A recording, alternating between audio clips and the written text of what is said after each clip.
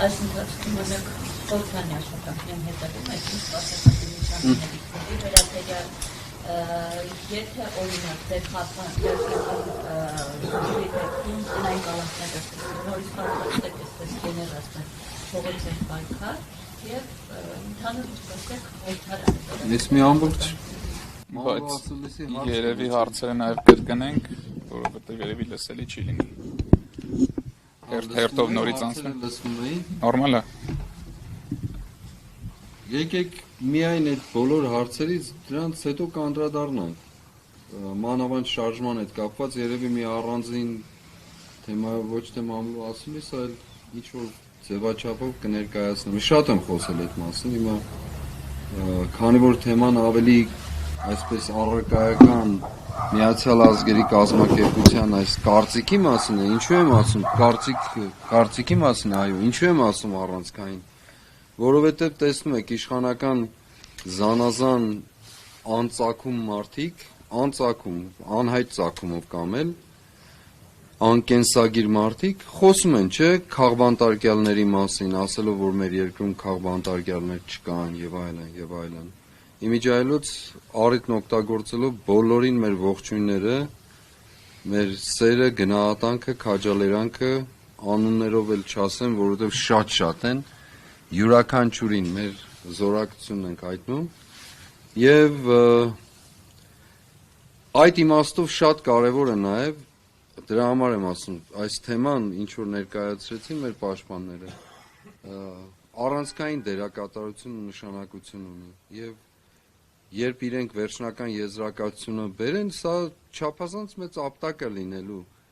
հենց նրան, ինչ որ իրենք ասում են, որ որևէ միջազգային կառույց, որևէ միջազգային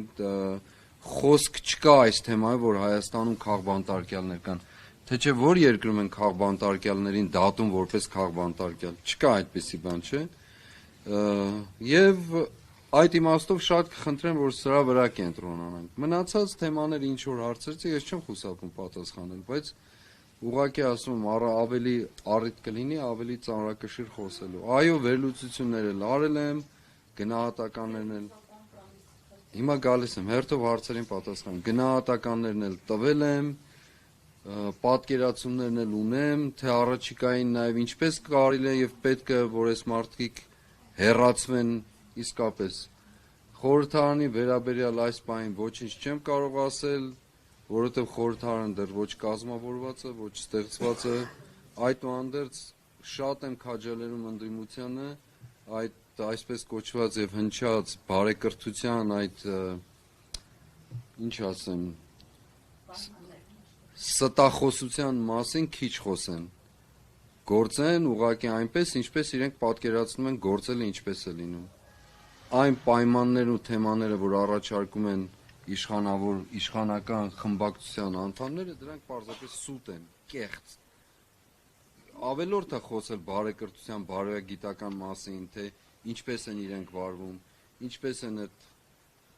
խորհրդարանի ամբիոնից ասենք ինչ որ անծագում մի երևույթ, որ անհայտ է, թե որտեղից է առաջացել, կարող է ասենք որևէ հոգևորականի համեմատել Բեն Լադենի հետ։ Երևի ինչ որ ձգտում կա իր ծագումը փնտրելու, երևի գնացել հասել է այդտեղ, գտել է Բեն Լադենի կերպարը եւ որոշել է, որ ինչ որ բան է կորցրել իր մեջ, հիմա ուզում է գտնել։ Ուրեմն դրա համար եմ ասում, որ եկեք ավելի կենտրոն։ Ինձ այդ ոչ մի պայմանավորվածություն ոչ եղել է, ոչ խոսել են, իմիջայլոց դուք հիմա գտնվում եք Կալանավայրում, այնպես որ շատ տարբեր չի, ուղղակի մի քիչ ծով կա, կանաչ կա եւ այլն, բայց Կալանավայրում եք դուք, իմացեք դա։ Եվ ոչ մի պայմանավորություն չկա։ Ես մի առիթով ասել եմ, պայմանավորվում են նրանց հետ, ովքեր պայմանավորվելու բան ունեն։ Այսքան է։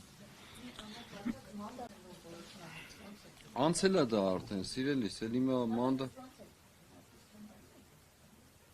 մանդատներ վերցնել չվերց։ Հիմա վերադառնամ 2 ամիս առաջվա թեմաներին։